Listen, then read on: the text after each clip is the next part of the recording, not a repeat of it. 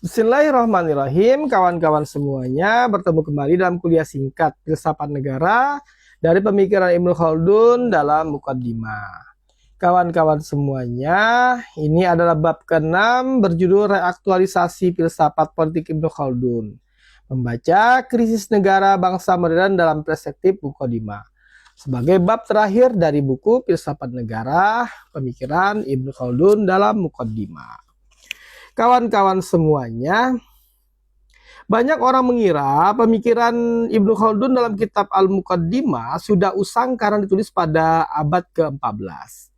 Namun secara epistemologis, karya ini bersifat transhistoris. Ibnu Khaldun tidak sekedar mencatat sejarah lokal Arab Berber, melainkan merumuskan hukum universal peradaban atau ilmul umron. Mengapa demikian? Karena sifat dasar kekuasaan atau tabiat al-mulk seperti hasrat dominasi dan kecenderungan elit menuju kemewahan selalu konstan dalam sejarah manusia. Baik itu dalam wujud kerajaan, dinastis kuno maupun negara bangsa modern saat ini. Pola perilakunya tetap stabil dan serupa. Kawan-kawan semuanya, inti dari filsafat politik Khaldunian adalah konsep asobiyah atau solidaritas sosial dan kohesi kelompok. Di era klasik, asobiyah berbasis pada ikatan darah atau genealogis masyarakat komunal. Namun, bagaimana konsep ini bekerja di era modern yang plural dan urban pada saat ini? Filsafat Negara Ibnu Khaldun membuktikan bahwa asobia adalah energi psikososial dinamis yang bisa bertransformasi. Pertama, ia berwujud nasionalisme. Dan yang kedua, ia berwujud solidaritas kewarganegaraan rasional. Yang pertama, ia berwujud nasionalisme. Diartikan bahwa asobia ini adalah asobia makro. Solidaritas sosial makro. Negara modern merekayasa identitas kolektif menggunakan instrumen simbolik, bahasa nasional, bendera, narasi sejarah, dan sistem pendidikan untuk menggantikan ikatan darah.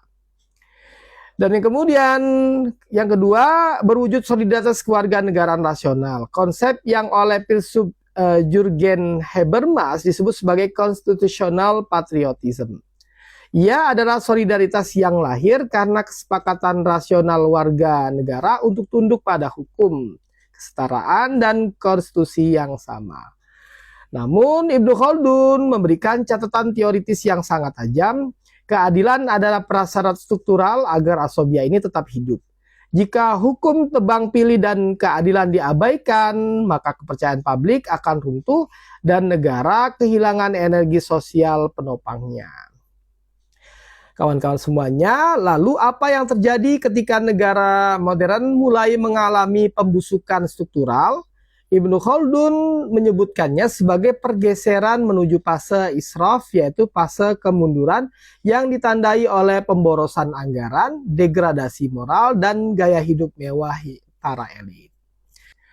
Jika kita kontekstualisasikan hari ini, maka terdapat 3 patologi utama krisis negara bangsa modern. Yang pertama, gurita korupsi oligarki.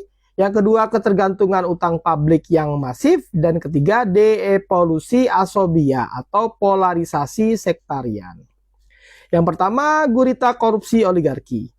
Kekuasaan politik tidak lagi tersebar, melainkan terkonsentrasi pada segelintir elit ekonomi.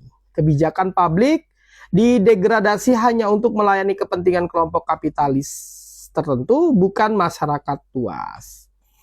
Kemudian kedua, ketergantungan utang publik yang masif, yaitu untuk menutupi gaya hidup mewah birokrat dan defisit fiskal, maka negara modern kerap menumpuk utang secara struktural. Akibatnya, ruang fiskal menyempit karena anggaran habis hanya untuk membayar bunga dan pokok utang, mengorbankan pembangunan produktif.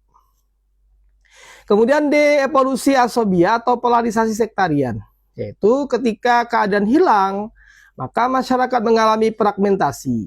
Muncul apa yang disebut sebagai mikroasobia, yaitu politik identitas ras atau agama yang eksklusif. Komunitas makro pecah menjadi kelompok-kelompok kecil yang saling curiga dan saling bermusuhan.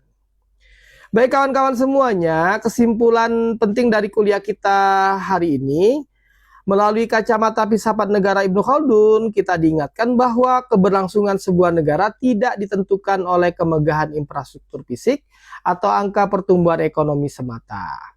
Daya tahan sejati sebuah negara itu bertumpu pada kualitas solidaritas sosialnya atau asobia. Kemudian bertumpu pada tegaknya keadilan hukum dan integritas moral para penguasanya. Negara modern yang mengabaikan aspek etis ini, menurut Ibnu Khaldun, akan berjalan menuju kemunduran sistemik yang tak terelakkan. Bagaimana menurut pendapat kalian? Dengan realita kondisi negara-negara modern saat ini, khususnya negara kita Indonesia, apakah memang sebagaimana dalam pandangan Ibnu Khaldun di bab 6 ini? Tulis di kolom komentar. Selamat diskusi, salam literasi, sampai berjumpa kembali dalam kuliah literasi pada buku-buku lainnya. Salam literasi.